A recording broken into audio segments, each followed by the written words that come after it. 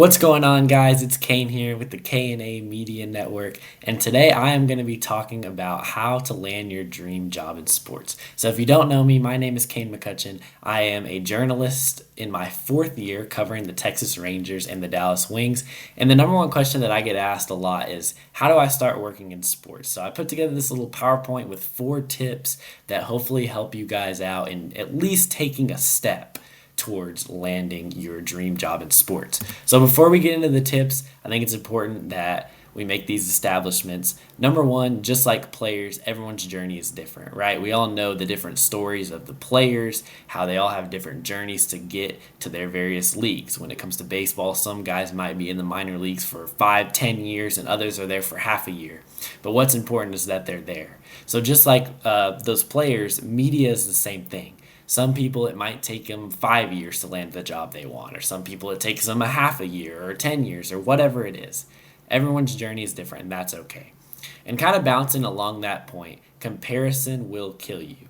If you start to look at yourself and look at someone else and say something along the lines of, this person has a job covering this team at this age, and I don't, that is going to do nothing but harm you on your journey. So you have to watch for that before you get your job. But then also you have to watch for that when you get your job. So for me, for example, when I first started working for the Rangers, I began to work with people whose coverage and content I read and watched for years growing up as a Ranger fan. And when I got in there, I started to compare myself to those people, thinking along the lines of, well, my content is not as good as theirs.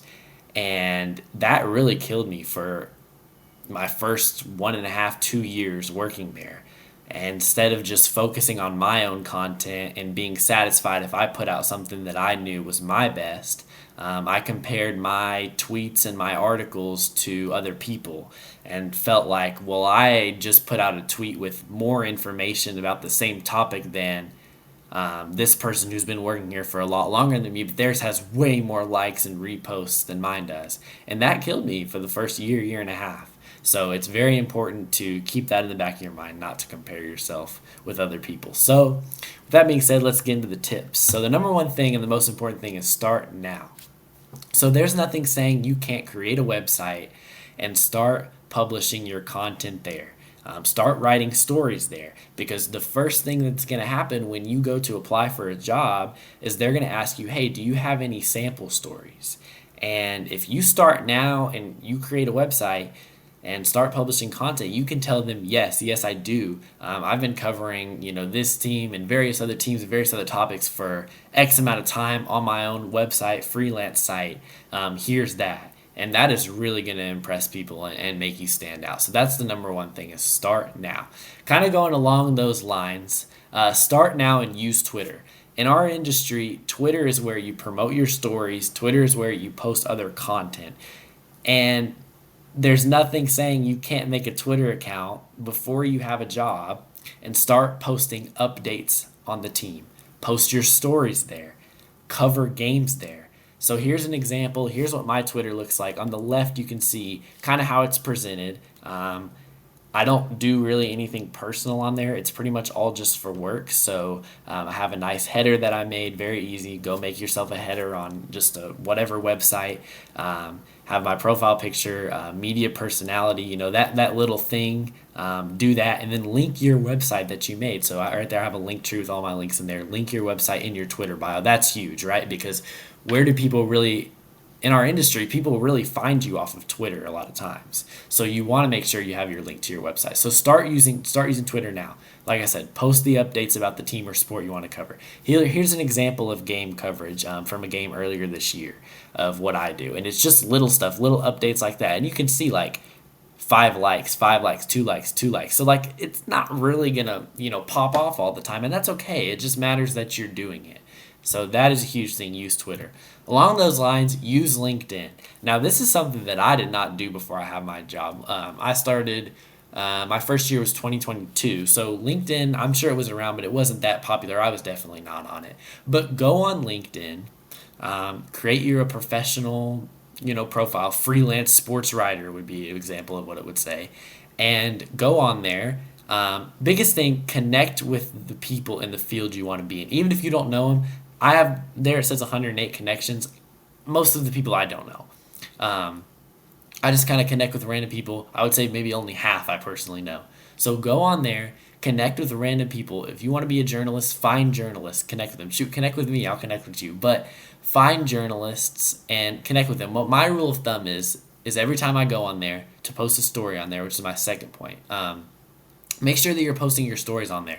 But my rule of thumb is every time I go on there and post a story, I connect with three random people or send an invitation to connect with three random people, even if I don't know them. And that helps a lot. So do that for sure because that's where employers find people is LinkedIn. So do that for sure. Fourth step, final step, is stay ready and look for opportunities. Use social media to look, follow organizations, follow companies that you think, hey, maybe I could potentially work for because you know what? It's a Twitter ad that they say, hey, we're looking for, passionate writers to join our company, and that's where you step in. That's where you slide in and say, hey, I'm there. I can do that. That's how I got my start. I saw an ad on social media, and I was like, you know what? It was a place that I had identified for myself as maybe somewhere that I could potentially work. Saw an ad on social media, said they were hiring. I went in. That's what you got to do.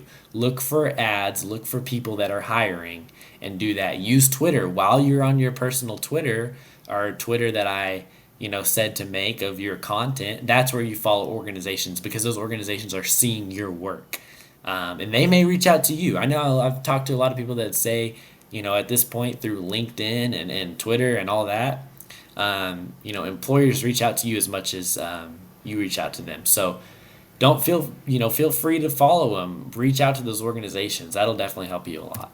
So to sum it up, recap, start now, use Twitter, use LinkedIn, keep your eyes peeled for opportunities. I wanted to keep this video short and sweet for you guys.